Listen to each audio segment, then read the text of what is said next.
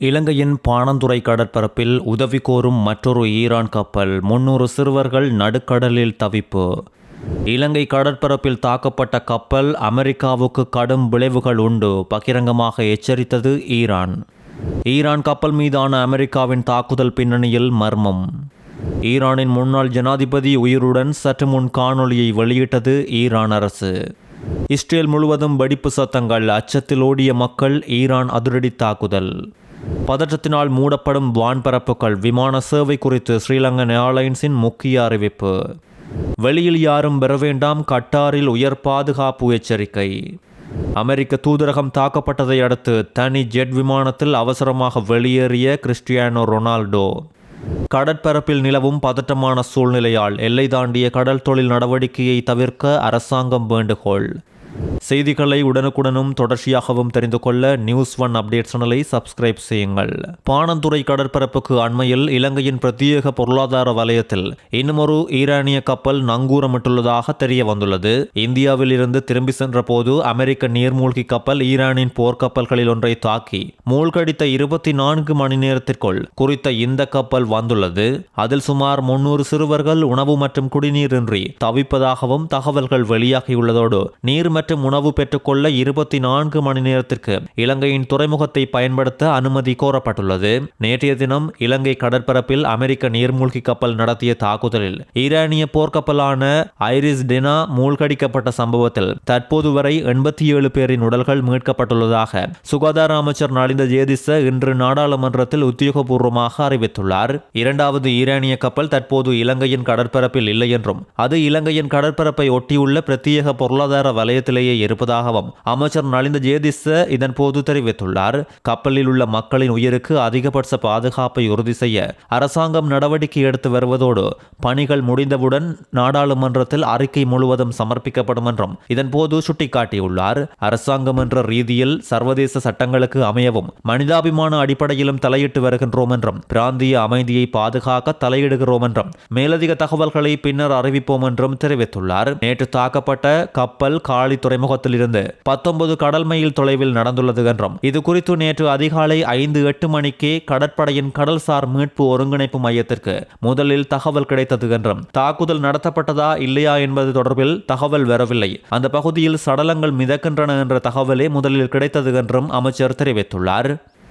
இலங்கை கடற்பரப்பில் ஈரானிய போர்க்கப்பலான ஐரிஸ் டெனா அமெரிக்க நீர்மூழ்கி கப்பலால் தாக்கி மூழ்கடிக்கப்பட்ட சம்பவத்தை கடலில் நிகழ்த்தப்பட்ட ஒரு கொடூரமான அட்டூழியம் என ஈரான் வெளியுறவுத்துறை அமைச்சர் அப்பாஸ் அரகச்சி தனது சமூக வலைதளத்தில் எச்சரித்துள்ளார். ஈரானிய கரையில் இருந்து சுமார் 2000 மைல்கள் தொலைவில் சர்வதேச கடற்பரப்பில் அமெரிக்கா இந்த அட்டூழியத்தை நிகழ்த்தியுள்ளது.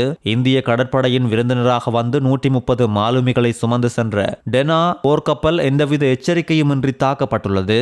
எனது வார்த்தைகளை குறித்து வைத்துக் கொள்ளுங்கள். அமெரிக்கா ஏற்படுத்தியுள்ள இந்த முன்னுதாரணத்திற்காக வருங்காலத்தில் கசப்பான விளைவுகளை அமெரிக்கா சந்திக்கப் போகிறது எனவும் எச்சரித்துள்ளார். இந்த நிலையில் ஈரானின் IRIS டெனா போர்க்கப்பல் கொழும்பு துறைமுகத்திற்கு வருவதற்கு அனுமதி கோரியிருந்த நிலையிலேயே அமெரிக்க நீர்மூழ்கியினால் தாக்கப்பட்டதாக இப்பொழுது தகவல்களும் வெளியாகியுள்ளது. இலங்கையிடம் கப்பல் அனுமதி கோரியதாகவும் ராஜதந்திர பதற்றங்களுக்கு மத்தியில் கோரிக்கையை பரிசீலனை செய்யும் பணியில் அதிகாரிகள் ஈடுபட்ட போது குறித்த தாக்குதல் நடந்ததாகவும் தெரிவிக்கப்பட்டுள்ளது. கப்பல் இலங்கைக்கு நுழைய அனுமதி கோரியதா என்று எழுப்பப்பட்ட கேள்விக்கு கடற்படை பேச்சாளர் இந்த கட்டத்தில் அது குறித்து வெளிப்படையாக கருத்து தெரிவிக்க முடியாது என்று தெரிவித்துள்ளார். விசாரணைக்கு பின்னரே மேலதிக விவரங்களை வெளியிடுவோம் என்றும் அவர் குறிப்பிட்டுள்ளமை குறிப்பிடத்தக்கது.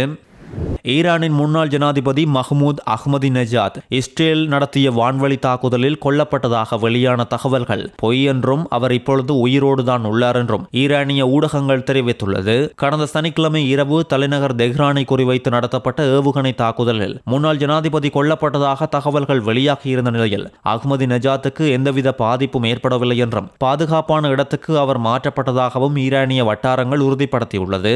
வான்வழி தாக்குதலில் அவர் இறந்ததாக வெளியான செய்திகளுக்கு மாறாக புதிய காட்சிகள் முன்னாள் ஈரானிய ஜனாதிபதி மஹ்மூத் அஹ்மதிநெஜாத் உயிரோடு இருப்பதை இவர் ஒரு கல்லறைக்கு செல்லும் காணொளியும் உறுதிப்படுத்தியுள்ளது.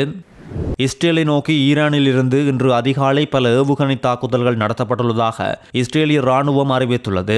2 மணித்தியாலங்களுக்கு மேலாக நாடு முழுவதும் பலத்த குண்டுவெடிப்பு சத்தமும் அவசர கால படையினரின் சைரன் சத்தமும் தொடர்ச்சியாக விடுக்கப்பட்டுள்ளதோடு ஜெருசலேம் நகரில் வெடிப்பு சத்தங்களும் கேட்டுள்ளது. பாதுகாப்பை மீறி தாக்குதலை ஈரான் தீவிரப்படுத்தி வரும் நிலையில் நாட்டு மக்களுக்கு இஸ்ரேல் ராணுவம் அவசர எச்சரிக்கையையும் விடுத்துள்ளது. இஸ்ரேல் நாட்டின் எல்லையை நோக்கி ஈரானில் இருந்து ஏவுகணைகள் ஏவப்பட்டதை இஸ்ரேல் ராணுவம் அடையாளம் கண்டுள்ளதுடன் அச்சுறுத்தலை தடுக்க பாதுகாப்பு அமைப்புகள் செயல்பட்டு வருவதோடு மொபைல் எச்சரிக்கையை பெற்றவுடன் பாதுகாக்கப்பட்ட இடங்களுக்குள் சென்று புதிய அறிவிப்பு வரும் வரை அங்கே இருக்க வேண்டும் என மக்களை அறிவுறுத்தியுள்ளது. மத்திய கிழக்கின் சூழ்நிலைகளால் விமானங்கள் ரத்து செய்யப்பட்டதால் சிரமத்துக்கு உள்ளான பயணிகளுக்கு உதவ வரும் மார்ச் 8ஆம் தேதி அன்று கொழும்புக்கும் லண்டனுக்கும் இடையே கூடுதல் விமானத்தை இயக்க ஸ்ரீலங்கன் ஏர்லைன்ஸ் முடிவு எடுத்துள்ளது.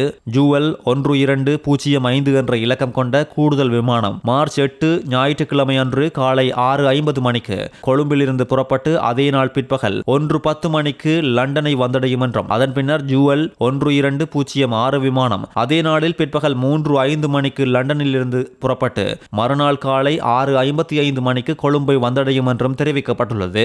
பாதிக்கப்பட்ட பயணிகளுக்கு உதவி செய்ய தேர்ந்தெடுக்கப்பட்ட பாதைகளில் விமானங்கள் இயக்க திட்டமிடப்பட்டுள்ளதோடு www.srilankan.com பார்வையிடுவதன் மூலம் மேலதிக தகவல்களை பார்வையிடலாம் என்றும் அறிவித்துள்ளது. அமெரிக்க தூதரகம் ஈரானிய ட்ரோன்களால் தாக்கப்பட்டதை அடுத்து கால்பந்து ஜாம்பவான் கிறிஸ்டியானோ ரொனால்டோ சவுதி அரேபியாவில் இருந்து தனியார் ஜெட் விமானத்தில் ஸ்பெயின் தலைநகரமான மெட்ரிட்டுக்கு புறப்பட்டு சென்றுள்ளார். இப்பொழுது ஈரான் மற்றும் இஸ்ரேல் நாடுகளுக்கிடையே நிலவும் போர் காரணமாக மத்திய கிழக்கு நாடுகளில் பாதுகாப்பு அச்சம் அதிகரித்துள்ள நிலையில் சவுதி அரேபியாவின் அல் நசார் அணியில் விளையாடி வரும் கால்பந்து ஜாம்பவான் கிறிஸ்டியானோ ரொனால்டோ பாதுகாப்பை கருத்தில் கொண்டு தனது குடும்பத்தினருடன் சொந்த விமானத்தில் சவுதியில் இருந்து பாதுகாப்பான இடத்துக்கு வெளியேறியுள்ளார். போர் பதட்டத்துக்கு மத்தியில் சுமார் 7 மணி நேரம் இவர் பயணித்த தனி விமானம் பயணம் மேற்கொண்டு ஸ்பெயின் நகரில் தரையிறங்கியுள்ளது.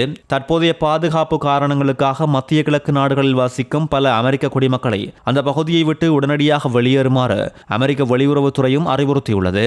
பல பிரபலங்கள் கடுமையான தாக்குதல்களில் மாட்டியுள்ளதோடு சிலர் அவசரமாக வெளியேறி வருவதாகவும் தெரிவிக்கப்பட்டுள்ளது.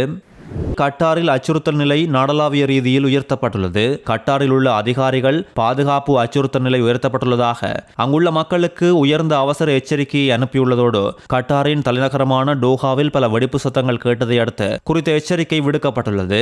அங்கு ஏதேனும் அசாதாரண சூழல் உண்டாகினால் இலங்கையர்களுடன் விரிவான தொடர்புகளை பேணுவதற்கு மக்களின் தரவுகளை எடுக்கும் நடவடிக்கையும் இப்பொழுது மேற்கொள்ளப்பட்டு வருகின்றது.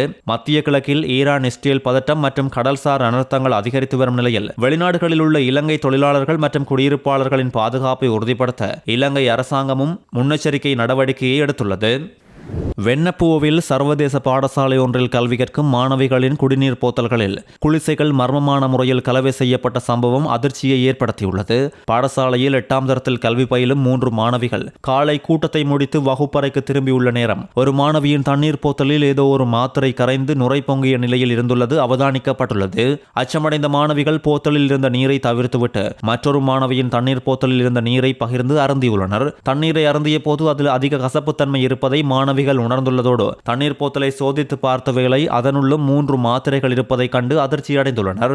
3 மாணவிகளையும் பாடசாலை அதிபர் உடனடியாக தனியார் வைத்தியசாலை ஒன்றுக்கு அழைத்து சென்று பரிசோதனைக்கு உட்படுத்திய நிலையில் மாணவிகளுக்கு பாரிய உடல்நல பாதிப்புகள் ஏதும் இல்லை என வைத்தியர்கள் உறுதிப்படுத்தியதை அடுத்து மாணவிகள் மீண்டும் பாடசாலைக்கு அழைத்து வரப்பட்டதோடு மாணவிகளின் தண்ணீர் போத்தல்களில் குளிசைகளை கலவை செய்தது யார், அதன் பின்னணி என்ன என்பது குறித்து வெண்ணப்புவ போலீசார் தீவிர விசாரணைகளை முன்னெடுத்து வருகின்றனர்.